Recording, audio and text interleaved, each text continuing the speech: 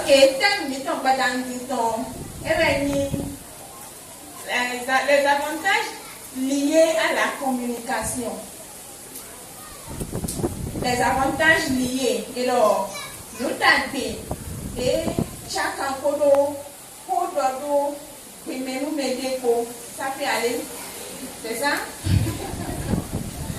Donc, il y a tout un instrument de on a ma home quand on a mis.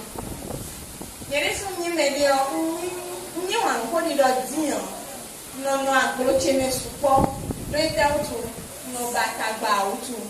Le métal comptable aujourd'hui, mais n'a mon image de, mais n'a mon pétard support n'est-ce pas? Moi très de l'air. Et alors, so moi des canto à mon des chali et au tu no po moi donc on est sur un mahami padanzi nde utu em ze beta bona ma homo ko to hani yo nda beta bisi modo ko do mi de lesson payment e wen tro na mahami padanzi Tiasco. Tout va bien? J'en ai marre de tes manigances, Solange. Manigance? Mais quelqu'un est là pour. Il y a qu'on a adoré l'on a mis cléoné. Quand il est au concon et on dit non, j'ai que mina clone de demain. Bon, mina malopon, nous devons mettre clone de néo, mina d'oropon, et on plus l'opon. De quoi parles-tu, chérie? Et depuis quand tu m'appelles par mon nom et non un nom de caresse? Tu peux arrêter de déplacer le débat s'il te plaît, Solange? J'ai tenté d'imprimer la photocopie de ton passeport au travers de ton adresse email, mais à ma grande surprise, tu as changé ton mot de passe. Je peux savoir à quoi rime tout ceci? Attends un peu. Donc c'est à cause du mot de passe d'un simple email que tu es dans tout cet état? Bien sûr que si. Quoi de plus normal? Que caches-tu dans ton email? Bien sûr que si. Mon très cher Saint Bernard. N'as-tu pas de mot de passe sur ton portable? Bien sûr que si. Et me l'as-tu déjà révélé? Ou non. Est-ce pour autant que je me suis mise en colère contre toi? Non, jamais.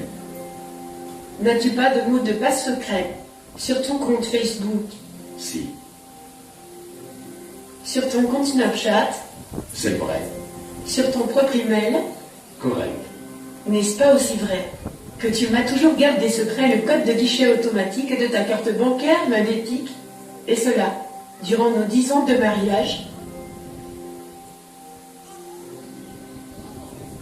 Est-ce pour autant que j'ai cessé d'être une épouse exemplaire pour toi? Écoute chérie, dans le mariage, ce sont les petits jeux de cache-cache de l'un qui peuvent provoquer la méfiance et le manque de confiance chez l'autre. Et trop de mots de passe dans un couple met des mots de suspicion dans l'esprit de l'un contre l'autre. Rassure-toi Bernard, j'ai changé mon mot de passe email tout simplement parce que des cybercriminels tentaient de pirater mon compte email. Et rien d'autre. Et j'ai même écrit mon nouveau mot de passe au chevet de notre lit. Et moi qui m'imaginais le pire. Aujourd'hui, c'est toi qui te joues les victimes. Mais peux-tu imaginer ce que j'ai enduré toutes ces années de mariage lorsque tu t'enfermes dans la douche et restes des heures durant sur ton compte Facebook? Lorsque tu te précipites afin de sortir de la maison pour aller décrocher un simple coup de fil, même sous la pluie. Sais-tu ce que j'ai ressenti quand me retrouvant pas mon propre téléphone? J'ai essayé d'utiliser le tien afin d'appeler le docteur de famille, mais grande était ma surprise quand je me suis rendu compte que le mot de passe de ton portable est digne des services secrets américains. Ce qui m'a valu de sortir, malgré ma douleur au ventre, pour aller lancer mon appel à la cabine téléphonique du quartier. Écoute chérie, la même nature de cœur qui est au centre de ta poitrine est la même que je possède dans la mienne, et non, un cœur en pierre.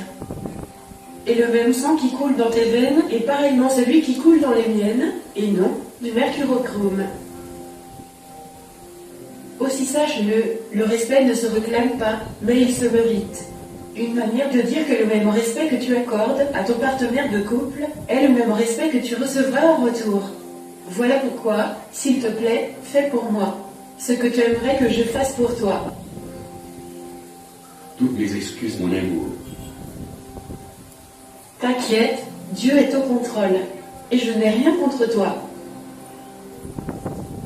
Dis, aimerais-tu que je t'emmène tous mes mots de passe maintenant sur un bout de papier? Oui, pas de souci. Mais après ce film, s'il te plaît, mon prince. D'accord, ma princesse.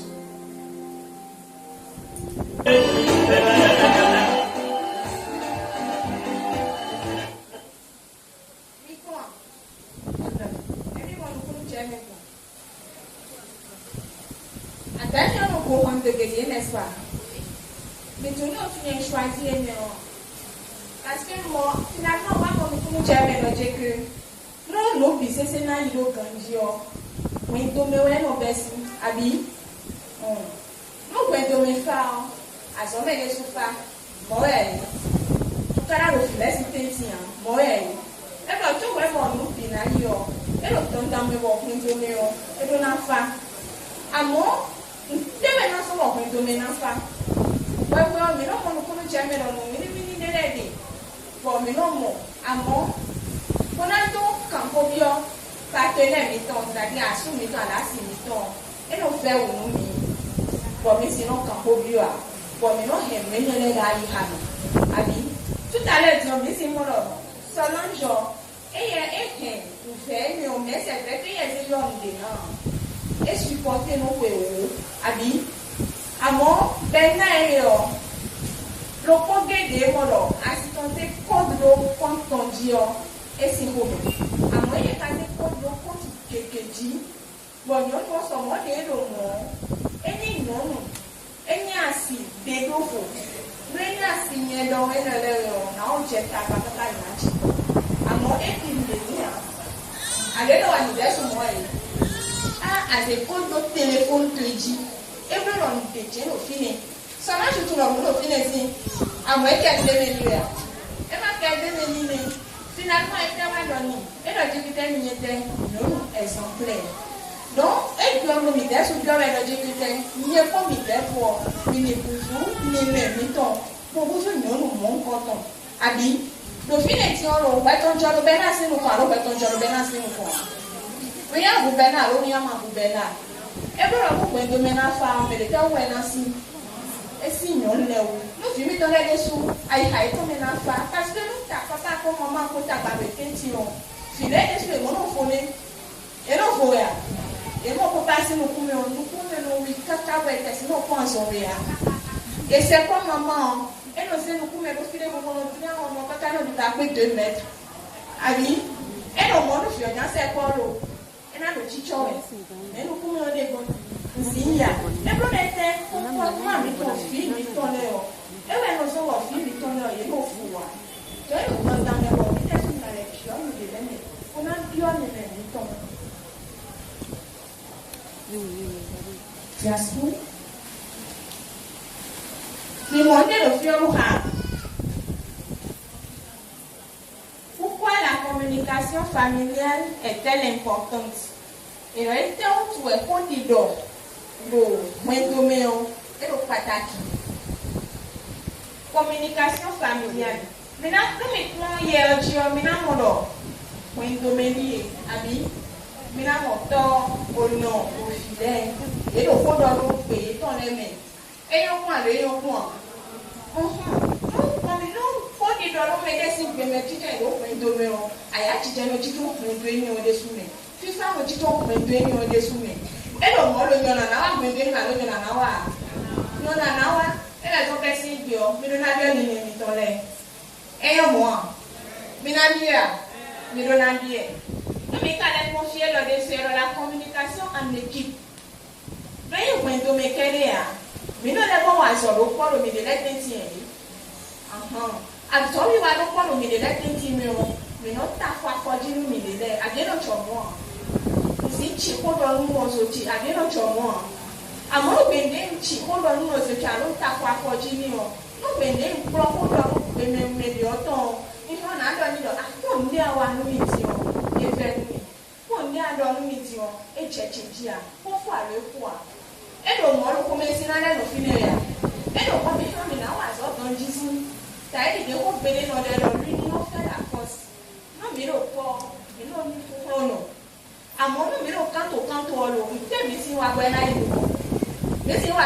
une fois.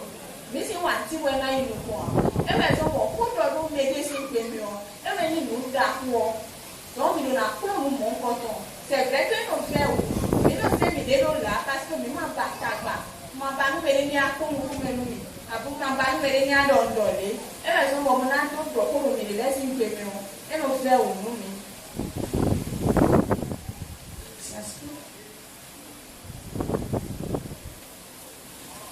Mais mon tableau dit pourquoi la communication familiale est-elle importante? Il y a nombreux avantages à s'efforcer de créer et de consolider une communication familiale de qualité. La communication familiale aide à créer et à maintenir un climat effectif à la maison. De plus, elle aide des membres à exprimer leurs émotions, leurs sentiments et leurs préoccupations d'une manière saine. T'as l'idée de votre édition. Et alors, pour le méditation, et nous sommes, nous faisons des hachemio, nous avons des tons, abi, prenez des ouverts, nous avons t'as pas des soldats, donc nous avons mis la cron, dans un édition, j'en ai nos beaux. Il y a des soins, nous médecine de mélo donc nous mon coton on est là pour badakoa donc madame on médecine de médecine au point de mélo et nous sommes maintenant et nous pas que là au niveau parce que nous les consommages de mes consommations bon mais maintenant et on va créer sorte de communication de quoi sous ton quotidien et nous sommes et la instruction kaka monalo nous faisons grâce nous faisons grâce et le molo et la j'ai on te conduit péré on doit parler oh nous décalons et ni moi à mon béni ça m'a passé tu tiens ouais j'ai pour dire ah nous décalons et ni moi et le molo problème on réglé problème on réglé donc nous nous confions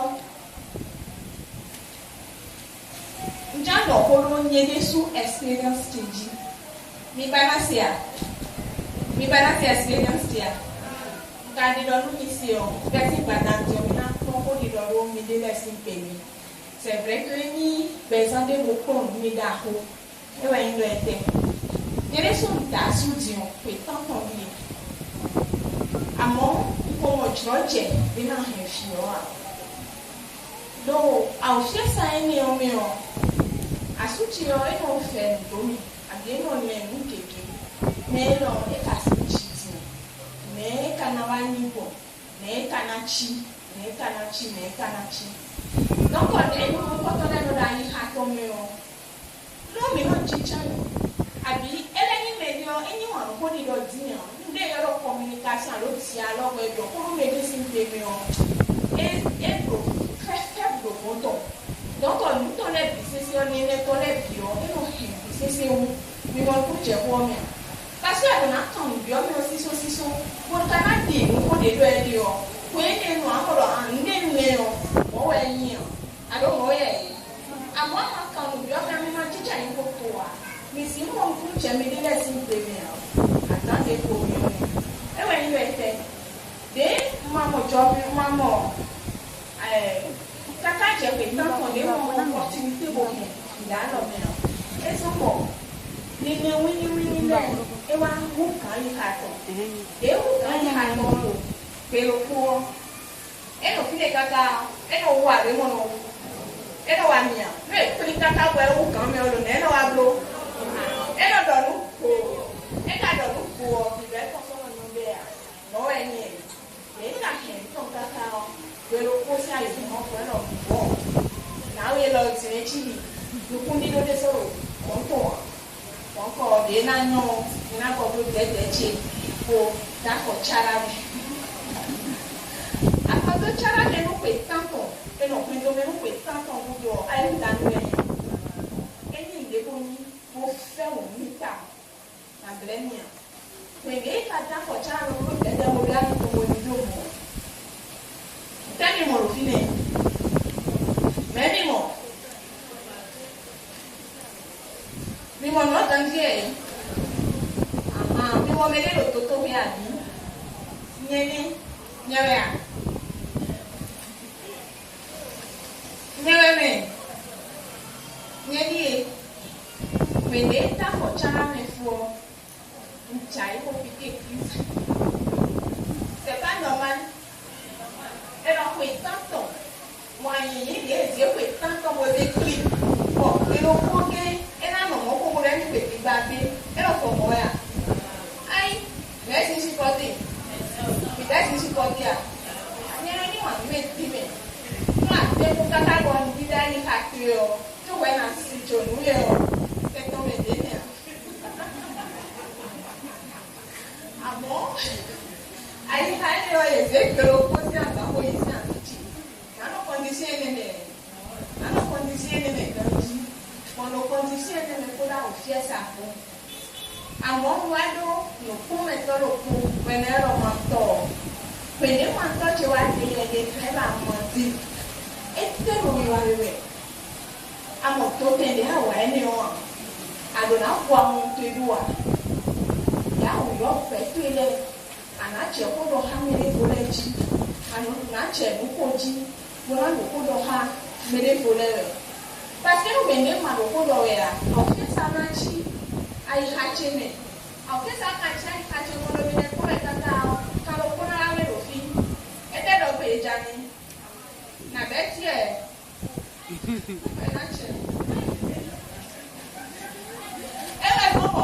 mais mon nom on est à peine elle est quelque chose on pourrait parce que nous sommes là on fait ça en même nous qui qu'elle brouillé amo bende manto che va do mi boroje ku adona to ku ma pendo do ku kamele e chele buto kwanye so wa bete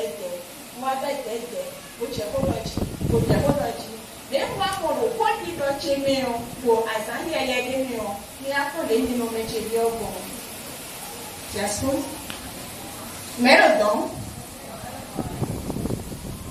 mere. Est-ce que vous pouvez imaginer, à l'intervalle d'une semaine, une femme que son mari après 8 ans a laissé se retrouve dans cette condition? C'est possible? Non, mais à soi jojo, pour que tant on vous doit, et elle peut semaine le poids, à moi, nous avons le député à boucher les fonds, nous boucher mes seins, nous avons des faits, ouais. Lete utu, no manto chiwade aliye ko fremi utu. Manto chiwade adona kwa mpewa. Adona kenu kuna doko. We me wa doko do we me wa psychology kete. Me de bukenu, makenu me. O fuwa. Nukundi dole. Kwene le bioro, we o kite bioro. E da ni hachene bioro. No mangenu da ya, si ko kwene le ya. Dona zanye, to semaine lo ko blamio. Nukume chedio. Nino meche sese bio ela zo mo mi pio mi na kwete ko do lo me de sike do wa ko ro ti ko nu ma wa di gbe lu ko de me ko to che do nu mi o na o fe sa che me bo o fe sa che ka na to feeling mi ti asusu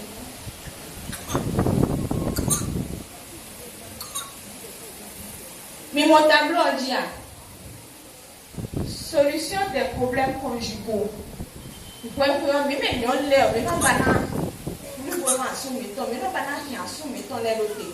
I'm going to pay suggest baby de nous.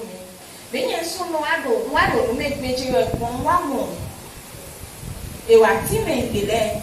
It all never no nothing. I shoot on more. Never soon they took an ahead. I sit on more. Let me point out. Let's say the young thing for numéro 1. Alors, laissez-lui un peu d'espace libre. Donne-lui la confiance et pas lui. Alors, n'est doté pédé pour dîner pour qu'un autre connaisse. À ton moment, ne le rabaisse jamais. Donne-lui sa place d'homme. Et donc, zéro de pédé à mon nez téton à sous ton main. Elle est grande. Elle est grande, aime-le et ne le trompe pas. Elle a ni ni pour ma casino. Attends, ma canoa bien, nous pio. Mais pas on a soumis ton l'air.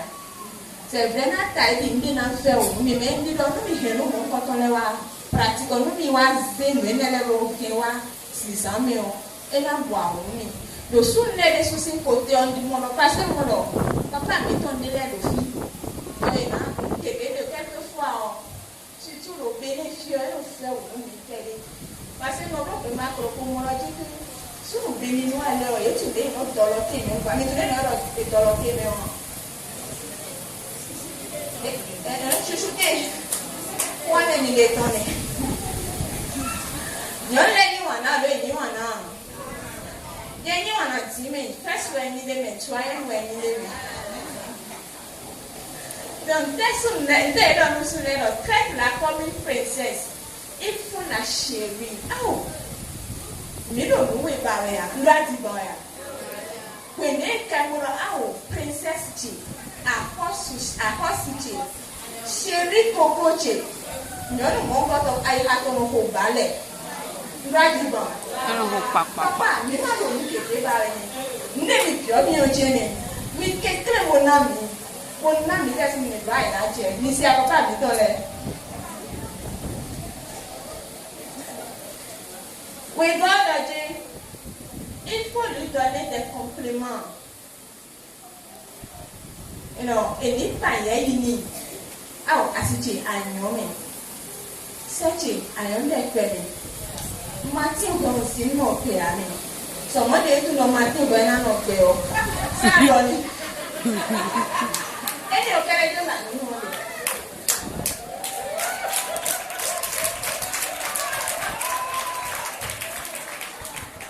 Toi. Et on ne n'y a pas. Réponds à ces appels et SMS. Et nous faisons nous aider.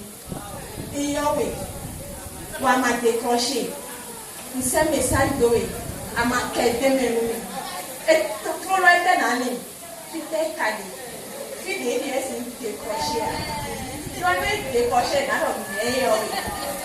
Mais là, le message n'est pas où. Et là, le meilleur camion son. Pour la vie, et t'es millionnaire.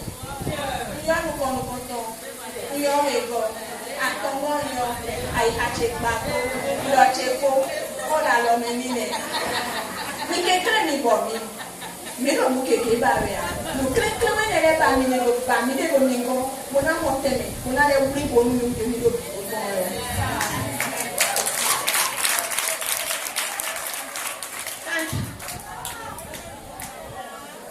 et donc respecte là. Donne-lui de la valeur, protège-la. Et alors, si n'ayez pas de choix à t'acheter, abi, et alors, si on est tapé dedans, donc on s'ouvre le temps d'amener. C'est vrai que ma oué n'a pas, à moi après ma oué, et derrière. Mais on a protégé, mais beaucoup pour nous, mais aider.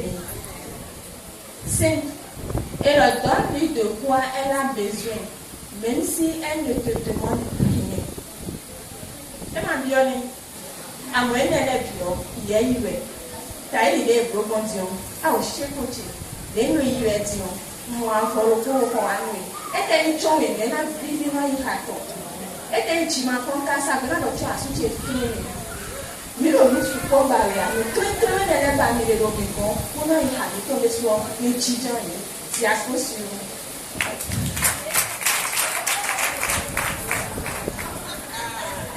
Nous me confions et les femmes sont folles. Mais le temps qu'on peut y aller.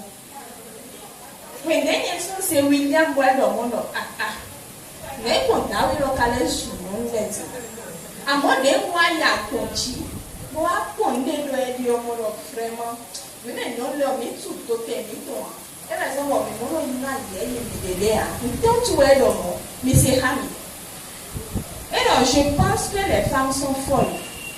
Si elles prétendent être les mêmes que les hommes, elles sont tout à fait supérieures à eux et l'ont toujours été. Et là, nous n'avons pas qu'à nous soulever. Vous voyez le mot, vous voyez le mot tête. Tu es le mot. Et là, tout ce que tu donnes à une femme, elle le fera mieux. C'est vrai. Et là, nous devons dire à ces gens, et nous devons continuer. Et là, Si vous lui donnez du sperme, elle vous donnera un fils. C'est vrai? Elle a noir, c'est une vie. Et elle a fait le vie. Nous, elle s'est donné un gros poignet, nous. Elle dit, mais nous fallait, alors, mais nous fallait. Mais nous fallait, si on est pour nous, nous, pour mon Dieu, fallait, mais tout mon Dieu, chicha, pour le voir, c'est ça, n'a mis des lèvres. Et donc, si tu lui donnes une maison, elle te donnera un chez toi. Si tu lui donnes des aliments, elle te donnera à manger. Si tu lui souris, elle te donnera son cœur.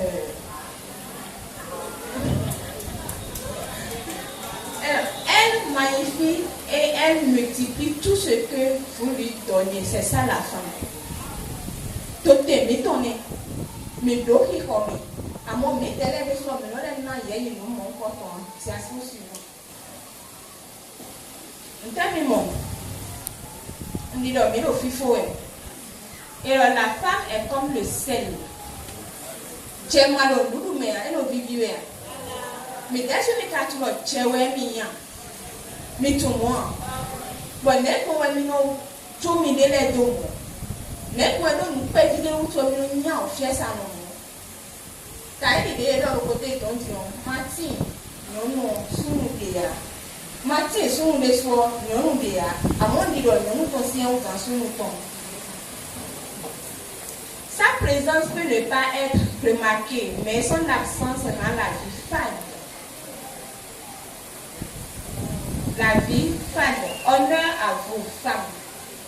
Honneur à vous, femmes.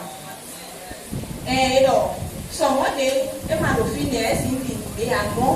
Nous vendons nous vendons l'office, est une conne, à vous vendre certains séjours.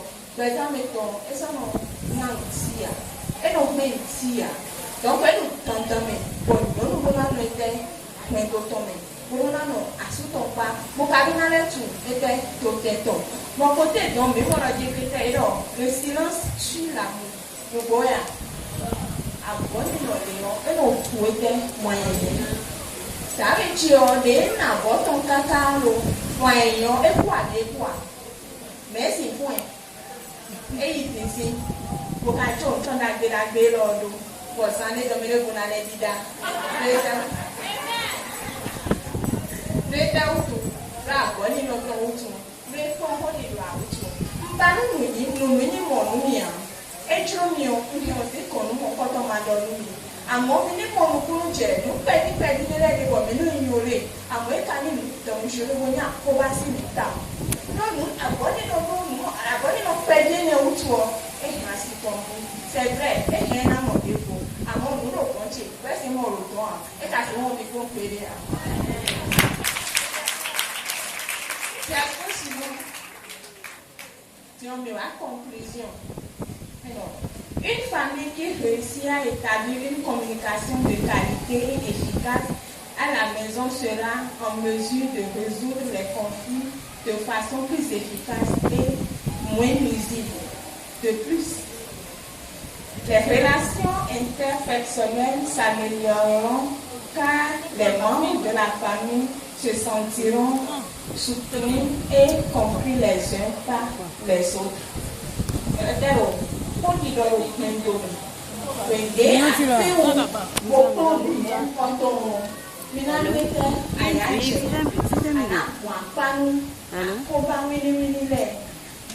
mais là quelqu'un non. Allô? Allô, quelqu'un non? Ah, mais ton daddy a. Fidèle, il est dit.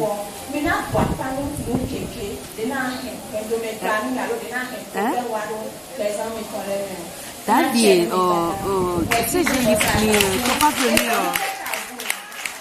Je suis mis clôture, fin clôture.